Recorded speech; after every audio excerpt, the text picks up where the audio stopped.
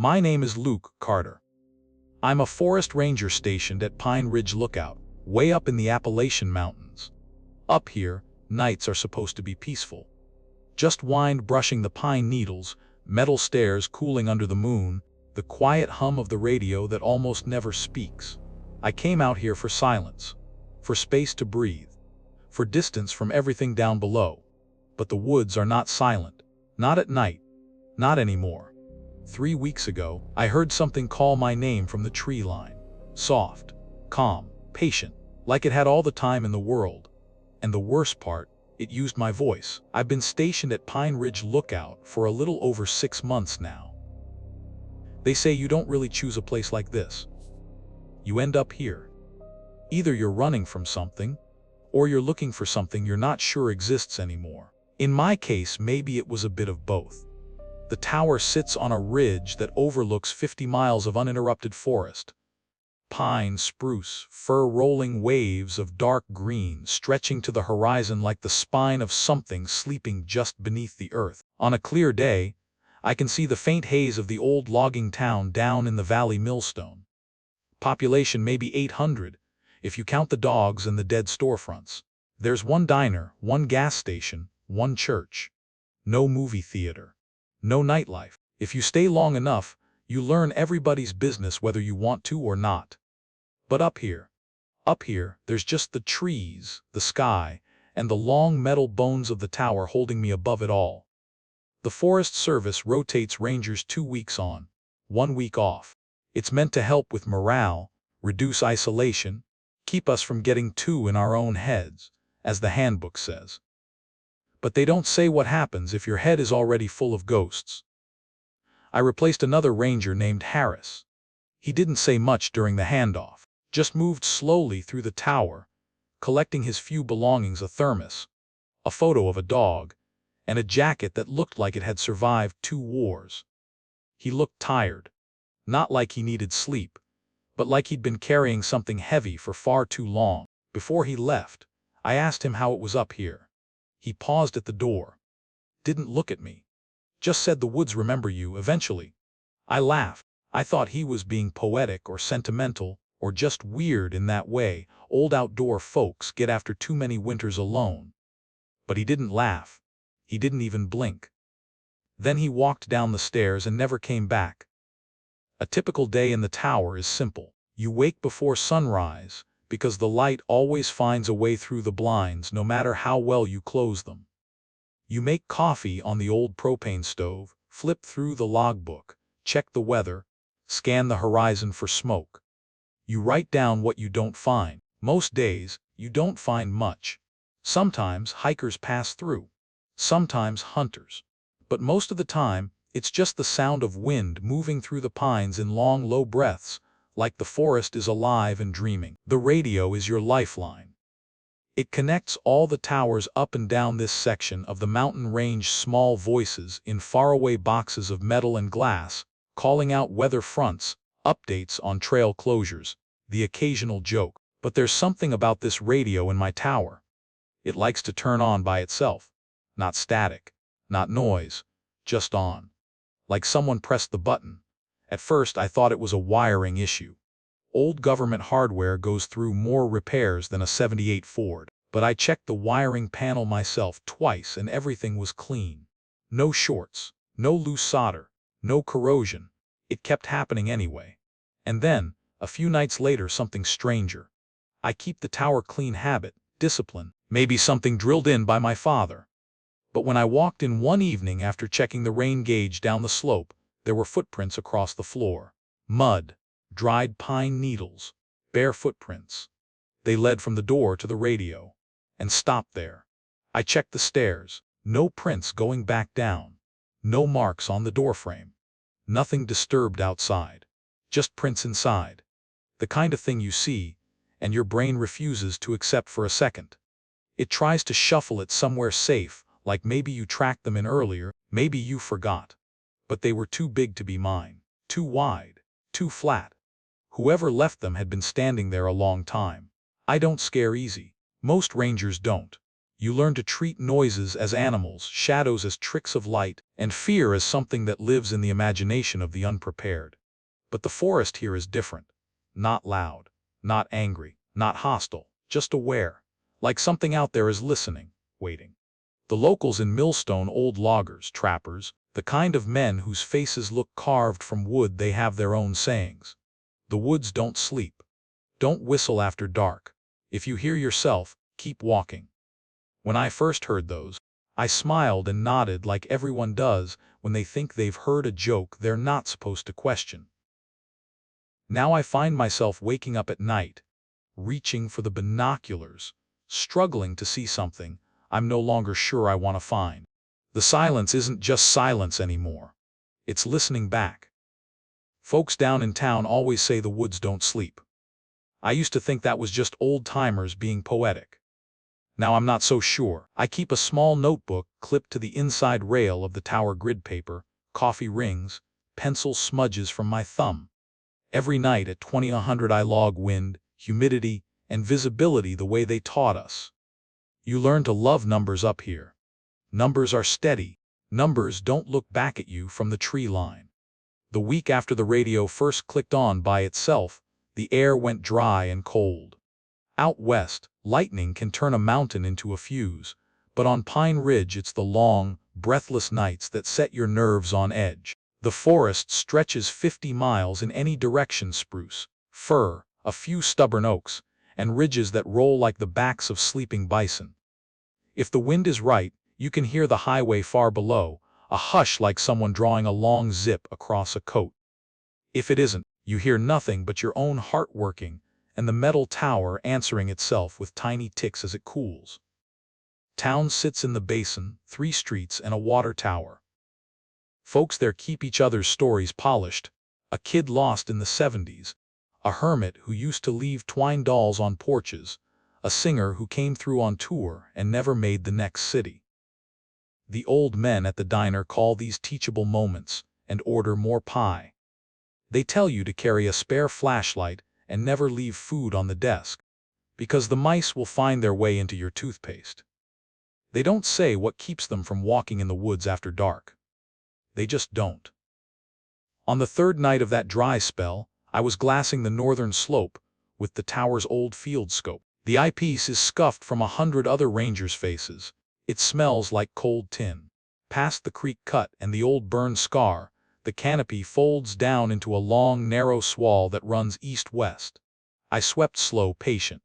That's the job: sweep, blink, sweep again, turn a shape into a fact. On the 2nd pass, the scope slid across a vertical line that didn't belong, dead center in a pocket of trees where nobody hikes, no trail, no blaze, no reason to be there. A human figure would break the rhythm of trunks. This did. I tightened the focus until the grain of bark sharpened. The line resolved into a silhouette the size of a man, standing between 2 spruces, too even, too straight, like a cutout someone had leaned against a tree. I waited for movement: hat brim, arm, a step forward, any of the tiny motions a body can't help. The shape didn't shift. A minute, then 2. The woods breathe in little ways: a branch flexes, a squirrel's weight makes a bough bounce, light creeps. Nothing crept here. The shadow, because that's what my mind named it, to keep the world simple, held perfectly still. I checked my watch. I told myself it was a snag, a husk of tree lit from behind. I wrote snag in my notebook with a question mark that dug too deep through the paper. Down on the floor by the radio, the green light winked. I hadn't touched the switch. I keep it off unless I'm calling in a report, old habit from a partner who didn't like chatter. The speaker breathed a little burst of static, then quieted like it knew I was listening. I stood there long enough to feel foolish, then flicked it off with the back of my knuckle, like you do to a fly that won't leave. It clicked back on. No hiss, no voice, just that patient little glow you only notice when the dark is doing its slow work around you. After midnight, the tower leg started to sing. It's a sound you know when you live with steel. The wind threads itself through the lattice and the whole structure becomes a low instrument. But this wasn't wind. The night was still. What I heard came up the stairs 1 tread at a time, a soft, deliberate pressure on metal, then the pause you take to find the next step in the dark. The handrail murmured, a tiny scritch like skin against old paint. I stood with my palms sweating into the flashlight and told myself mice could sound like anything if the world's quiet enough.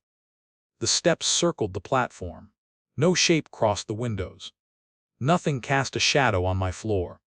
I didn't open the door. That felt like a rule I'd always known. At 208, I wrote footsteps around base. Likely raccoon because I needed language to keep the more dangerous words out. Raccoons do not climb steel like that. They don't know their names. People do. The next day, sun burned the ridge clean and bright, and I tried to live like a person again. I walked the catwalk with my mug, looked for smoke on the horizons, and took comfort in the small maintenance tasks that eat the hours, tightening a lag bolt, trimming the splinters where a plank split last winter, oiling the scope's focusing wheel.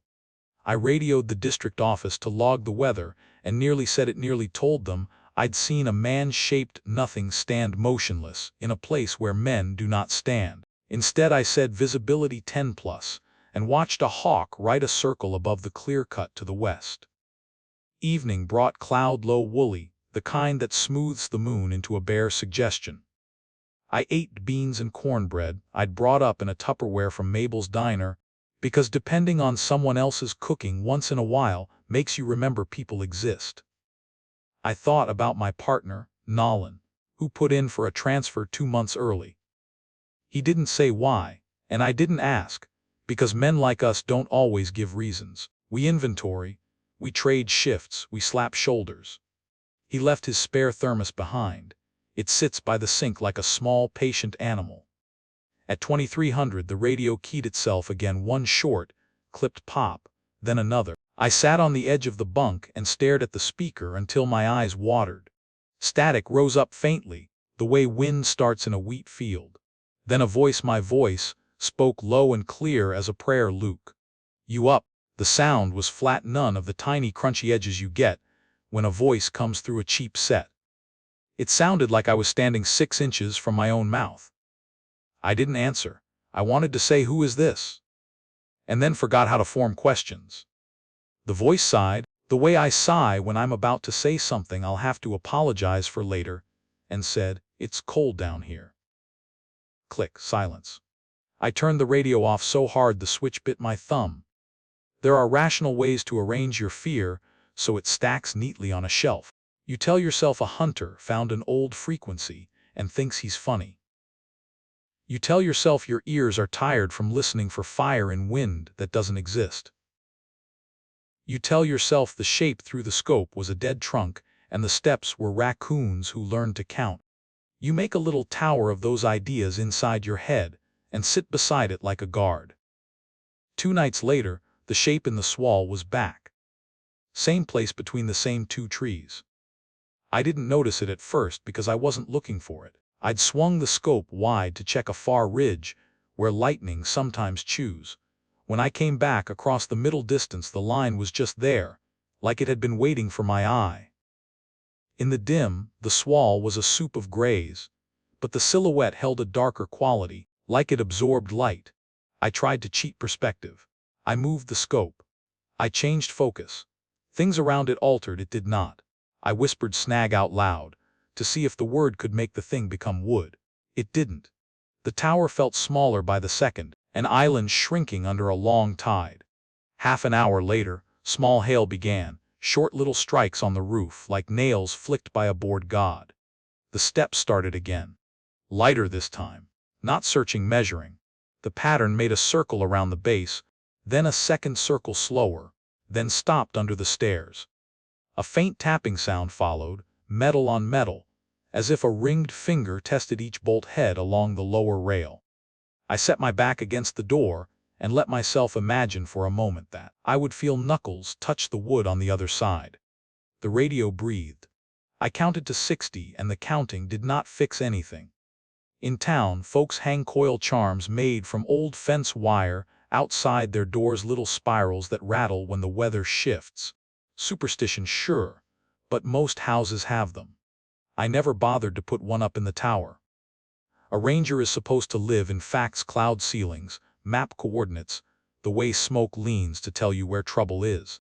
But I thought suddenly of those wire coils, and the way the women who run the church rummage sale lay them on the table between the dish sets and the jars of apple butter like they are worth what they cost.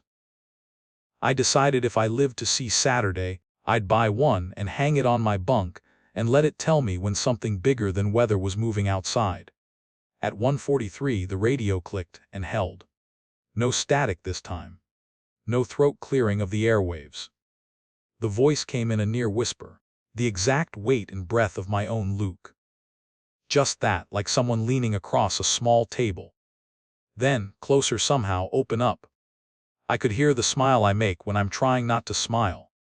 I could hear the way my tongue sits when I'm tired. I put my mouth near the mic and said nothing. I let the silence be the thing between us. The voice spoke again, not louder but nearer. I felt the warmth of it on my ear the way you feel a hand before it touches your shoulder. It said my name, not shouted, just like someone leaning close behind you and whispering warm against your ear. After that, the tower forgot how to be a home. The coffee went metallic. My boots seemed to take up too much room. Every task turned ceremonial. I checked my fire finder even when there was nothing to find. Spun the alidade in slow, stupid circles just to hear it move. I started wearing my jacket inside even when it was warm. It felt wrong to show my skin. I kept thinking about Nolan and his early transfer. The way he wouldn't meet my eye on his last morning. How he'd left me the thermos like that counted as an apology. Near dawn, when the world is pale like a bruise, I stepped out onto the catwalk. Fog had pulled itself up the ravines and draped over the lower rungs of the tower like an old quilt. The trees made no sound. Somewhere far off a barred owl tossed its question into the emptiness and did not bother with an answer. I looked toward the swall. Without the scope, I could still pick out the place where the silhouette should be. The fog had left a pale channel through the trees, a corridor of thinner gray like something had walked a long stripe in it. Not footprints, just the idea of a path where there shouldn't be one. I stood until the first crude light pushed through the overcast and the channel filled and became ordinary. I went inside and wrote fog tunnel. No wind. By the time the sun rose proper, I knew two things I hadn't wanted to know. First, whatever was out there knew the shape and temperature of my sound. Second, whatever it was had patience. Patience enough to stand without twitching. Patience enough to climb and circle and wait for me to decide whether I believed indoors. I told myself, the way you talk to a skittish horse, that nothing had actually happened. No breach. No confrontation. Just noises and shapes, the raw material of paranoia. I packed my pack for the day as if I might go down to the spring for water, a habit trip with known steps, then unpacked to prove I didn't need to leave. I set the thermos on the desk to pour a cup, and didn't pour one. The radio sat with its tiny ready light like an eye half-lidded in feigned sleep. I flipped the switch to OFF. It stayed off. For 10 minutes. Then the light returned without sound, a green star in the corner of the room. Sometimes an animal will hold still if you hold still, sometimes it waits for your pretend, and then shows its real size. I brushed my thumb across the notebook, felt the grooves of my own penciled words snag, raccoon, fog, and understood I'd been writing lullabies. By late afternoon, clouds shredded and bled west. The world became postcard blue around the edges. I sat on the floor with my back to the bunk and watched that green light. I listened to the tower breathe, the little noises a building makes when it's trying to remember the last time it saw a crowd. The radio did not speak. Night would come, and with it, the ritual of checking bolts and pretending that doors are promises. I knew, as surely as I know the smell of a storm before it hits, that the next time I heard my name, I would hear it from both sides of the wood. It said my name, not shouted. Just like someone leaning close behind you and whispering warm against your ear. Ranger Harris didn't leave a resignation letter. He left aboard an old slab of pine, varnish flaked like sunburnt skin, hung by 2 drywall screws beside the map of burned scars and lightning strikes. The handwriting was blocky, black marker pressed hard enough to ghost through the wood grain. It wasn't a checklist. It was a dare. 7 lines. 7 ways to live to the next shift. I memorized them like prayers you say without believing, until the first night I needed them and found out prayers don't care if you believe. The board read 1. Never answer when you hear your name after sundown. 2. If you see someone in the tree line, do not shine a light at them. 3. The forest radio is for emergencies only. Ignore any voice that sounds familiar. 4. At 3:17 a.m., close all windows and face away from the forest. Do not look outside. 5. If someone knocks on the tower door, check the stairs. If no footsteps, right arrow, don't open. 6. Do not speak to your own reflection after midnight. 7. If you hear yourself calling from the woods, leave the tower at sunrise. Underneath, in smaller letters, Harris had written luck favors the quiet. A small cross next to his name.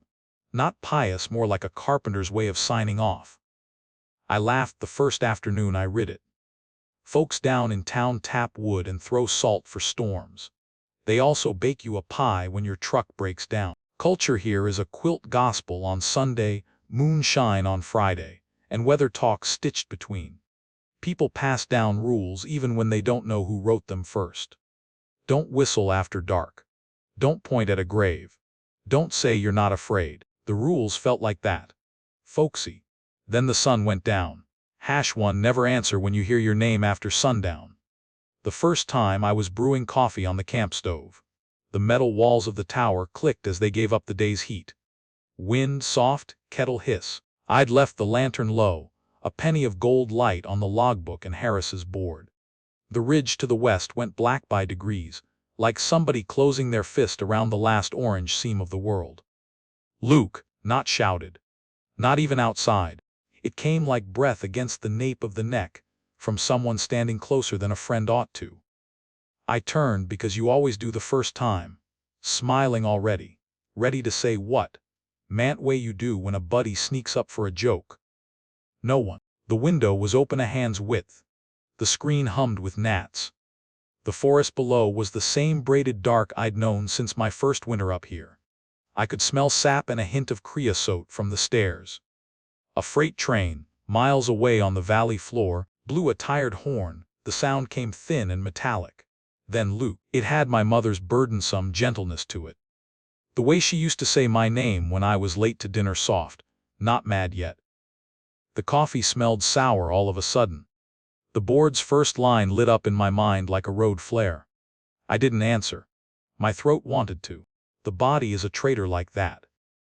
I put the kettle off the flame and counted to 100 under my breath, facing the stove, eyes on the little orange halo riding the burner's crown. The second time my name came, it hopped its vowels the way I do when I'm tired. Luke. That's when I understood this wasn't someone. It was something replaying me back at myself, imperfectly, the way a creek mimics the sky. The want to answer faded like a cramp. I poured the coffee and left the window cracked. The forest went on breathing. The night kept its own counsel. Heartbeat bass, distant, wind threads the screen, kettle tin sings then dies. #2 If you see someone in the tree line, do not shine a light at them. 2 nights later, late enough that a town gets itself quiet, past the last dog bark, past the last TV game show, I scanned the east slope with the binoculars. Standard check, spot embers, flag a campfire, catch lightning holdovers. The glass gave me the pine crowns, and the snaggled ghosts of dead firs still pointing like lightning conductors at a heaven that wasn't listening. Then the tree line near Bear Gulch had a seam in it. A darker notch in the dark, the shape of a person where no shape should be. The posture was wrong. We stand because of muscles and belief. This stood as a suggestion something else was trying on. I lifted the handheld, thumbed the mic, almost said, "Identify yourself," then remembered line 2. Don't shine. Don't engage. The urge to flood that seam with halogen was a tooth itch. We're animals, we want to see. We think sight is safety. I set the binoculars down and felt the tower move, a shallow sway, 10 degrees of faith in rusted bolts. I went about quietly closing 3 windows, like a man politely leaving a conversation, and I killed the lantern. The tower became a floating dark in a darker sea. Ambience down to just wind. One screw keeps ticking against metal. I let my eyes soften. Peripheral is older than focus. It catches wolves. The shape never moved. That was the problem. Not even a sway. After 20 minutes of absence of motion, I began to believe the thing wasn't trying to camouflage itself as a person. It was trying to learn stillness the way we learn a hymn, by standing next to somebody who knows it better. At 1:06 a.m., a moth pinged the window screen a papery, stupid mercy. When I glanced back, the seam was gone. I didn't turn the light on. I didn't write it in the log. Some things belong to the rules more than they belong to words. #3, the forest radio is for emergencies only. Ignore any voice that sounds familiar. We use narrowband up here. Call signs, time stamps, clipped words copy, repeat, negative. You could blindfold me and I'd know the seasoned volunteers from the seasonal kids in their first summer by the shape of their static. The radio is a ladder we climb to each other when the hills are burning. The squelch cracked at 2:13 a.m. Nobody scheduled. I was marking hazard trees on a topo overlay, pencil tapping time. The transmission whistled soft, then cleared with a wet pop, like a mouth opening after a long thirst. Tower, this is Carter. My last name. My own cadence. The part of me that wanted to say, go ahead, Carter.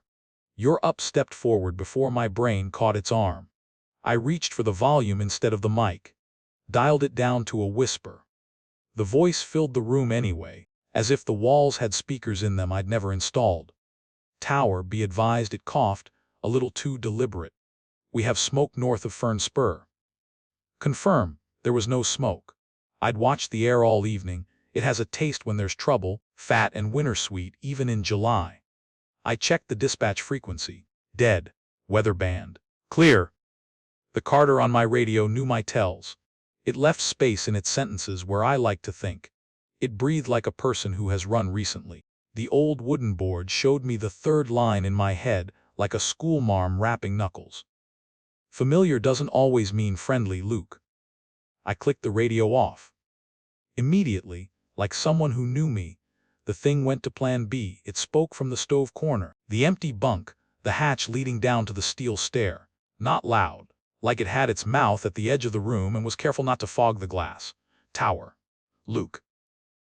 Copy? I put my hands flat on the tabletop and found I'd been digging my thumbnail into the pine until a little crescent of wood lifted like a scale. Low, slow heartbeat bass. Radio hiss continues faint even though it's off. The urge to prove anything to anyone faded.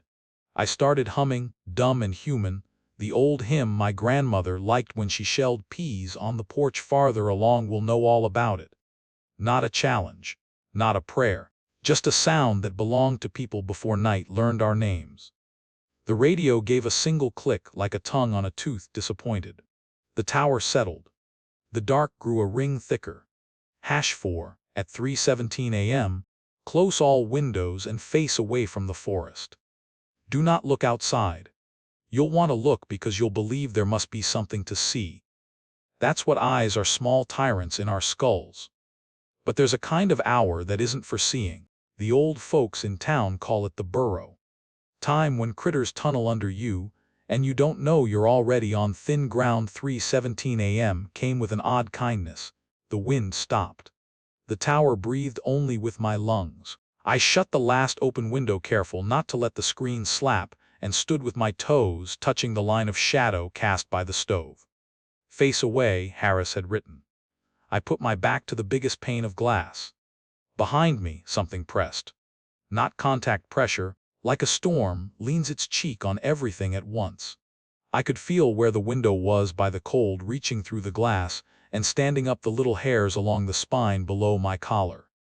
The urge to turn was a sore tooth. I worried with my tongue.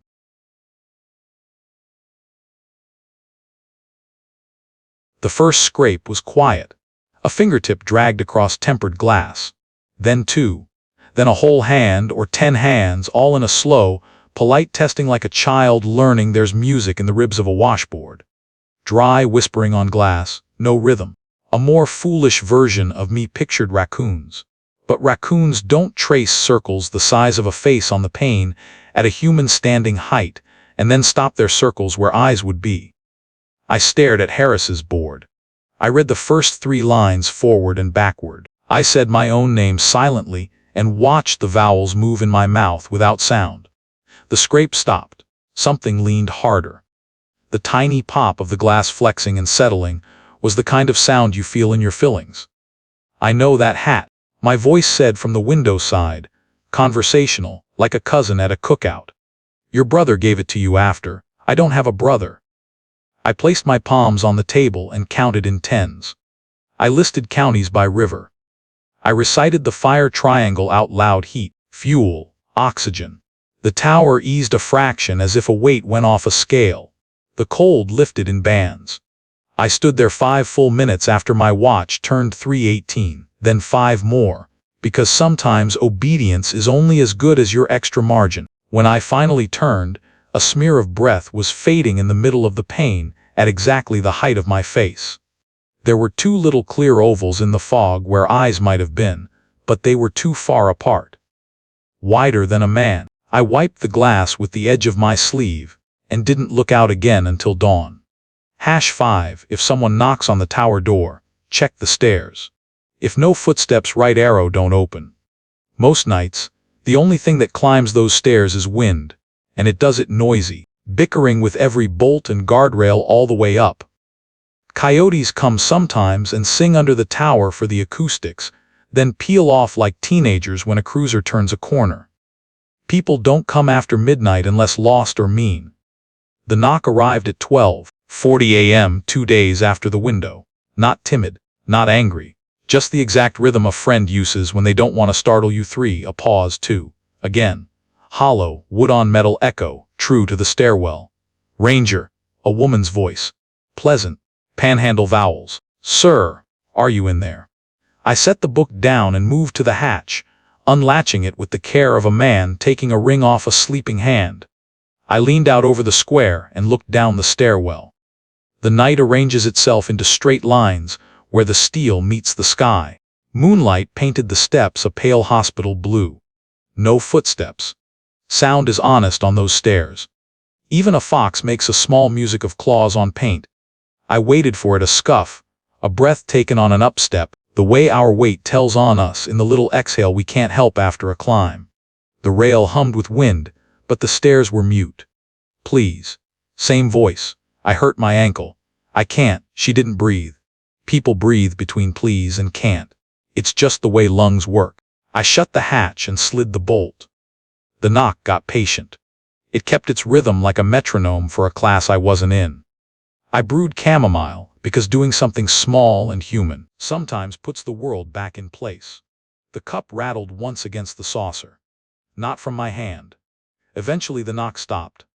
2 hours later, when I dared look down again, there were wet prints on the lowest 3 steps, bare, heel-less, as if a thing had learned the shape of toes from a book. I poured the tea in the sink and let the kettle cool on its own.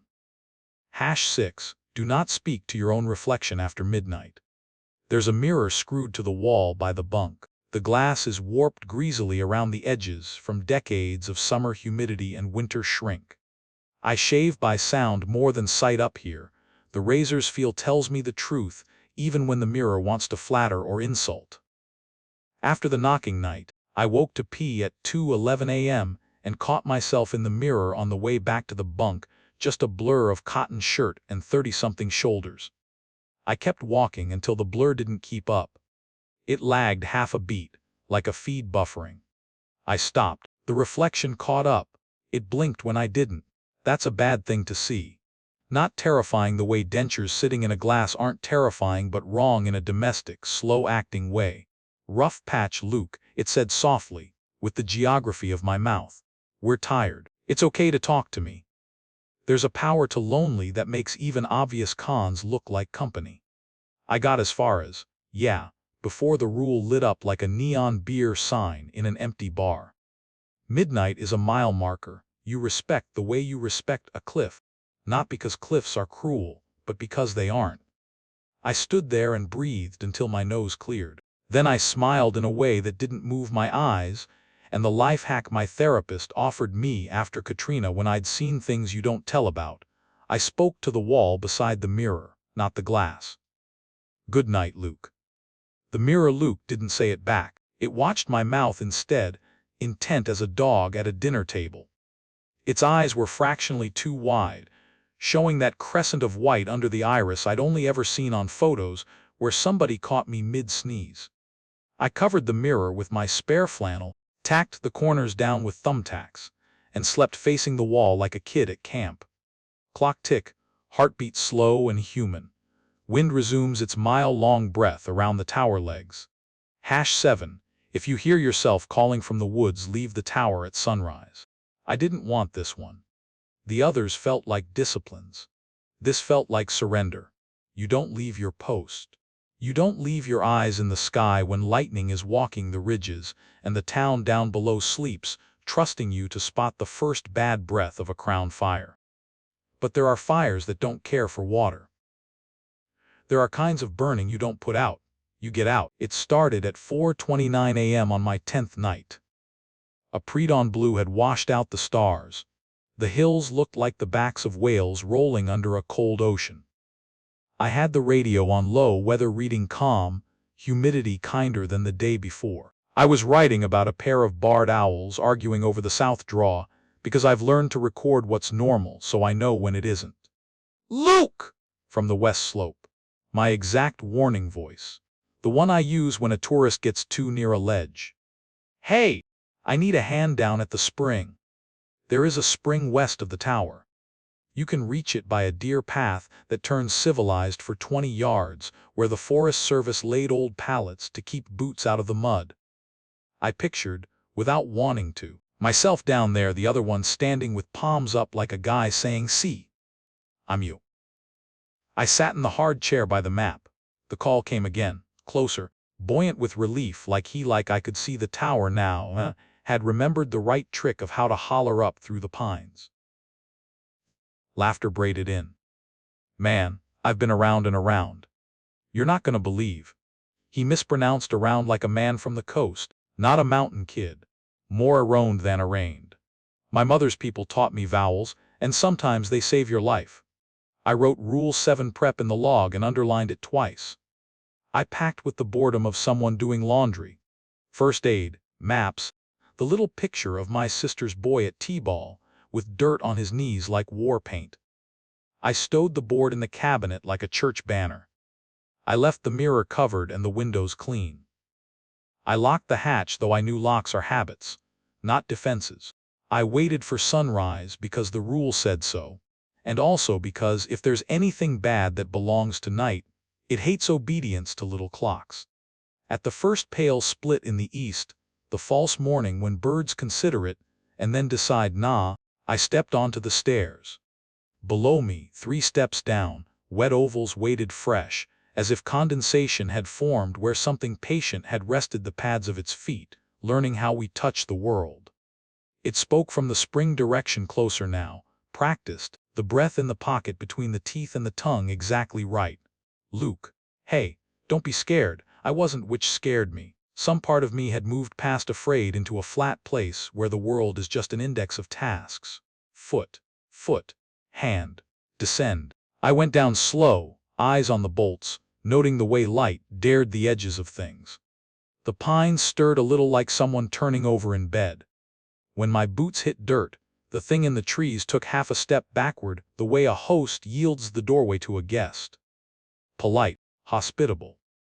Local culture as camouflage. I didn't look at it. There's a trick from wildfire school you can use when the heat is big and your brain wants to sprint blind, pick a fixed point and go to it, as if your mother told you to fetch her purse. I picked the Forest Service truck like it was a church pew, and I had a reason to sit. It followed, not close, not far, pacing, matching my stride to learn the length of it. Halfway to the truck, it tried out my college laugh, the one people used to say sounded unearned. Then my father's cough the winter before he died, even though no one up here could have known that. Then softly, the way I said the name of the girl I loved once, like it was an apology. Caroline. It said exactly as I remember saying it in that parking lot after graduation when I didn't go with her. The trees held their breath to hear my answer. I opened the truck. The inside smelled like dust and stubbornness. I sat. I shut the door without slamming it. I put my hands at 10 and 2 and waited for the light to thicken into morning so the rule would be true when I obeyed it. On the far side of the windshield, just beyond my reflection, the tree line wrote my shape out of itself and then erased it again, like handwriting practiced and torn up. I could have looked. I did not. When the sun finally lifted enough to make gold out of the brown in the needles, the calling stopped, not faded, stopped, like a radio cut dead when you pull its battery. I drove down. I didn't check the mirror much. I didn't stop in town. I passed the diner, steam on the windows and 6 men in seed caps arguing about bait like it mattered more than weather, which is how men around here love each other. I passed the school where the flag had snagged in the lanyard months ago, and nobody had figured out whether to feel bad. I kept driving until the road forgot my name.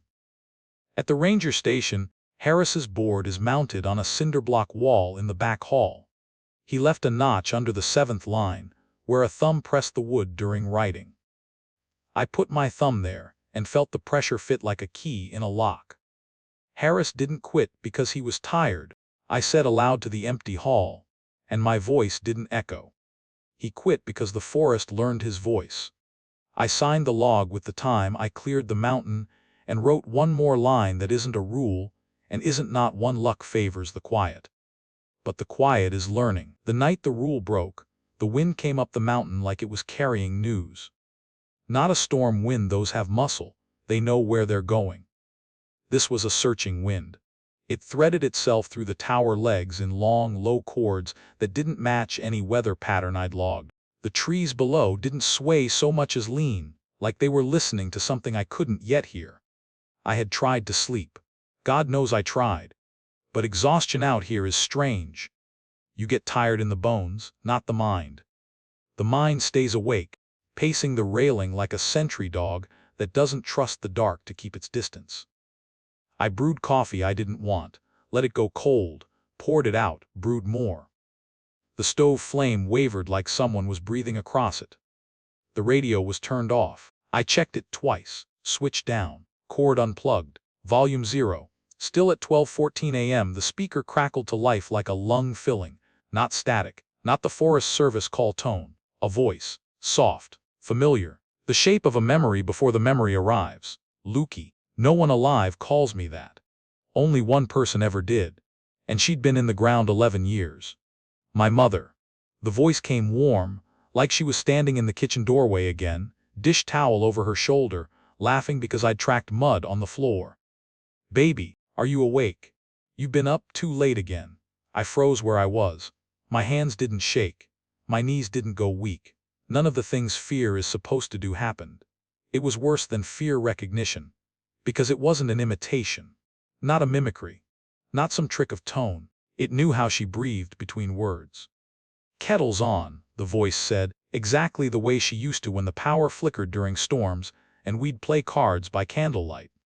I felt the air leave my lungs. Outside, something nudged the metal stairway. A soft hollow note, one boot heel, or something shaped like a heel. I shouldn't have answered. Rule #1 was written like gospel for a reason. But grief has no rules, I said, before I even heard myself say it, Mom. The tower went dead still. The wind cut off. The stove flame froze, unmoving though it still burned. The entire world took one long inhale and held it. Then nothing. Silence so wide it felt like the sky was listening. No voice, no breath. Just the cold realization that I had spoken first. I had broken the seal. Then the steps began. Clang, clang, slow, measured, deliberate, someone climbing the tower, no hurry, no threat in the speed. The threat was the patience. The metal handrail hummed with their weight. I shut the stove and backed toward the door, not breathing. You learn the sound of every stair in a fire tower, each has its own temper. Whoever whatever was climbing knew them too. It placed each foot with the care of someone who had climbed these stairs 1,000 times before. Halfway up it stopped. Not because it was tired, because it was deciding. The radio clicked again. My mother's voice, softer now, closer to the mic. You remember the summer at the lake house? The new blue shoes you ruined chasing frogs. You cried when they tore. I told you it was okay. I said we'd fix them. There is no way any living thing could know that. We never told anyone. It was just mine and hers. I backed against the far wall of the tower. My heart wasn't pounding. It was hiding like it had gone behind a locked door inside me. The steps resumed. Clang, clang, clang. Slower now. Savoring. I looked through the hatch down the center of the stairwell. Nothing. No boots. No legs. No shadow. Just the sound of footsteps without a body. When they reached the top platform, the final step did not sound. It wasn't an arrival. It was a presence. The doorknob turned once. Stopped. Then my voice spoke, right behind the door, not through the radio, not from the stairs, but inches away. Not frightened, not pleading, smiling. Luke, I'm here. There is no rule for to do once the thing learns your voice completely. I didn't breathe. I didn't blink. The knob turned again, slow, savoring the metal, like fingers that had all the time in the world to get this right. I thought about Harris. About the thermos he left behind. About the look on his face when he said the woods remember you. I understood then. The forest wasn't calling me. It was building me, piece by piece, memory by memory, tone by tone, until it could wear me like clothing. The doorknob stopped. The voice outside the door inhaled. Then, from the bottom of the tower, another voice, my voice, shouted, Luke, don't open it. My blood turned to glass. Two of me. One outside the door, one below. Both impossible. Both using what used to be mine. The one outside the door spoke again, softer. Don't listen to him. He doesn't remember right. I'm the one who knows the lake house. I'm the one who stayed. The steps below began climbing too.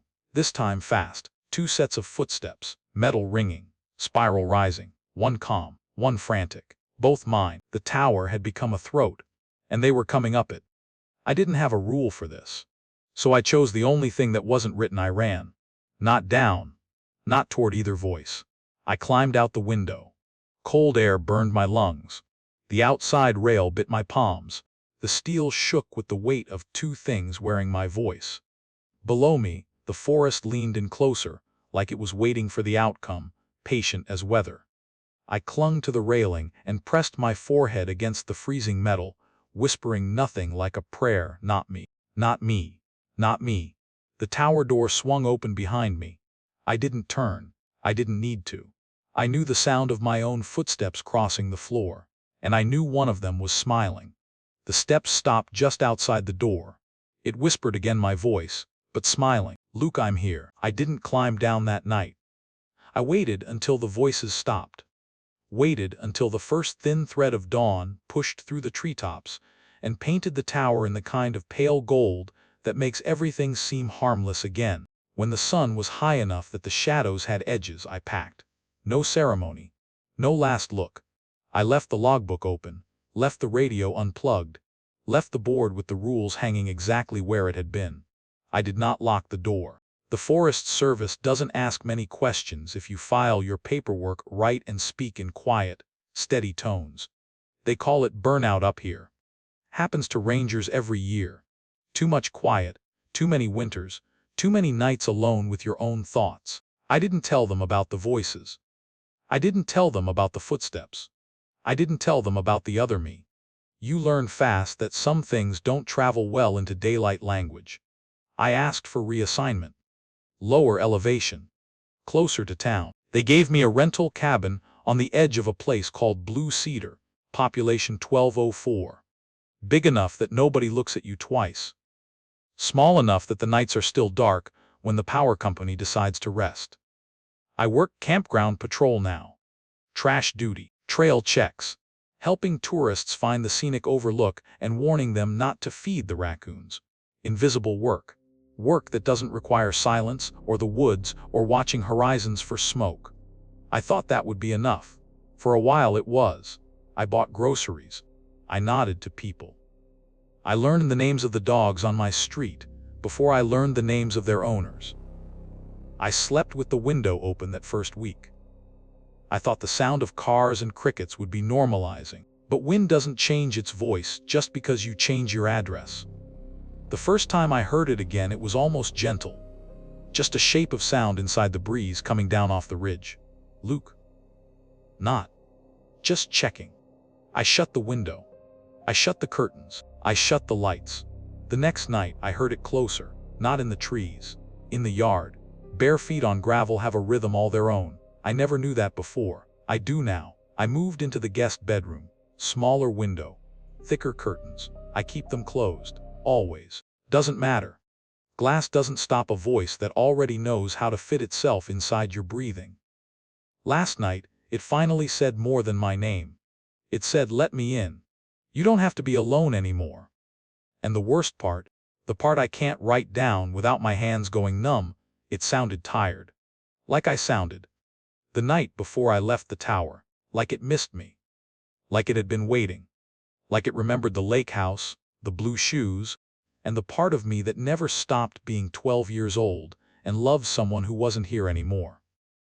I keep the curtains closed now. I keep the lights dim. I don't go near mirrors after midnight. But sometimes, the wind will press against the glass just right, and the window will fog in the shape of a face my size. And two little clear ovals where eyes would be. Too far apart. Always too far apart. It doesn't knock. It doesn't need to. It knows I hear it. I keep the curtains closed now. Doesn't matter. Last night, I heard it again, my own voice right outside the glass.